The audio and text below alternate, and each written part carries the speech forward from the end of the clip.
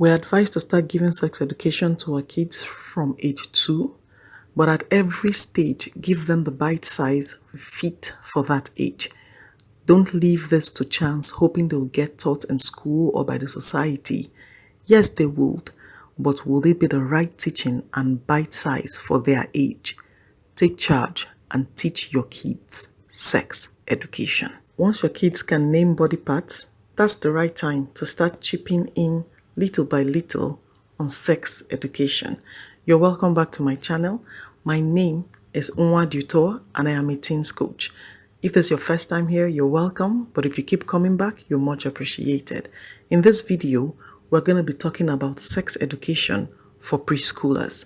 Let's get right into the video.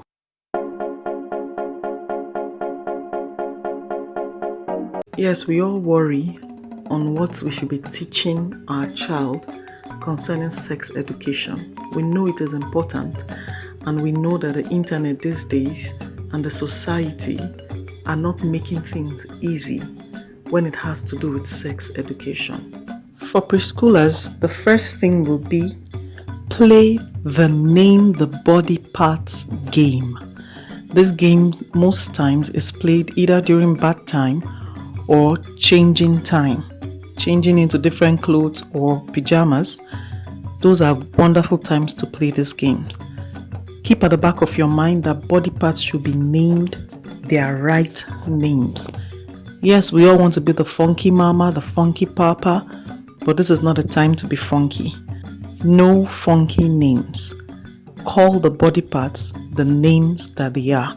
The eyes, the nose, the mouth, penis, vagina, scrotum, legs, toes, all the likes. Someone would ask, why? A major reason to me would be, if we call these body parts funky names, the child will get curious. And when children get curious, they go searching. And when your child starts asking questions or wanting to find out more, you might not be present at that point. So it means your child is asking someone else concerning these things. And what if the person your child decides to speak to happens to be a predator? What do you do? So let your child know so that your child doesn't get curious about those parts of the body. Number 2 would be understanding private parts. Private from the name. What is private? Secluded, secret, alone, personal. So that's what private means. So it simply means the parts that belongs to you and you alone. Let your child understand that.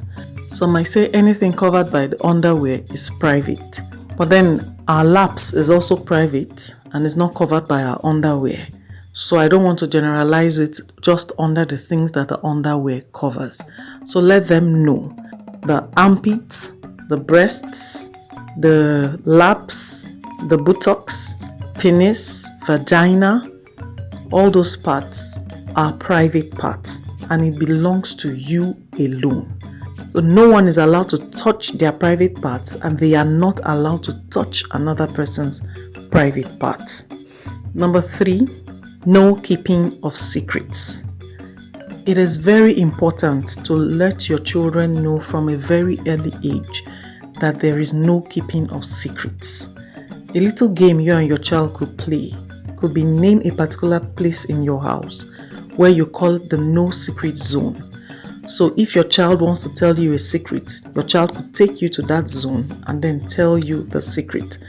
If you've not been doing this with your child, the only way to start doing it is for you to begin to tell your child a secret also.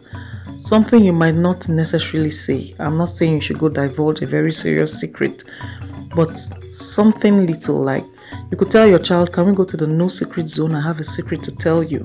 And then you tell your child, mommy took or daddy took a snack after snack time and daddy or mommy feels bad about it. Your child will see that, oh, for you to be that open, it means I could also tell you practically anything. So your child should know that there are no secrets around here or between the both of you. The next thing would be empower your child to learn to say no even if it is an adult asking them to do something that is wrong or they are not comfortable with, they should learn to say no. Begin to teach them that it is okay to say no. And in this particular part, it covers inappropriate touches. They already know what private parts are, so they should know that should anyone touch private or their private parts, they should run for help or they should report to an adult around. Even if we say no screaming at home, that is a good time to learn to scream or to let it all out. So they should scream for help if even an adult is telling them to do something that is inappropriate or they are not comfortable with. And now to the parents, one of the things you have to do is to always be on the lookout for signs. Your child might begin to show behaviors that depict that the child has been abused. So it is your duty to begin to look out for these signs. Number 2 would be, don't stop saying it. Saying it once is not enough. Education is continual. So you have to keep saying these things. It wouldn't be bad to have a day for sex education, or every single day you talk about it. Did anybody touch private today? And you look straight into the child's eye to see if the child is about to say no when the child wanted to say yes. So you pick out those things. So always talk about it. Saying it once is not enough. You should also be careful whom your child spends time with. It is recorded that over 80% of abuse is from people the child knows, not strangers. So pay attention to whom they are spending their time with. Love your child. Let your child know that no matter what happens to that child, you love the child nonetheless. Then we cannot leave out prayer.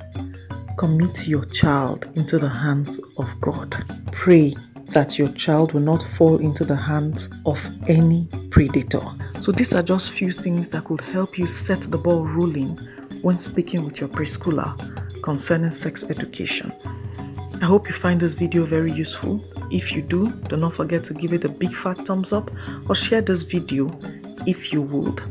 The link for the video for elementary schoolers, twins and teens will pop up now at the screen, so you can click them to watch them. Thanks a lot for watching. I'm gonna see you in the next one. Bye-bye.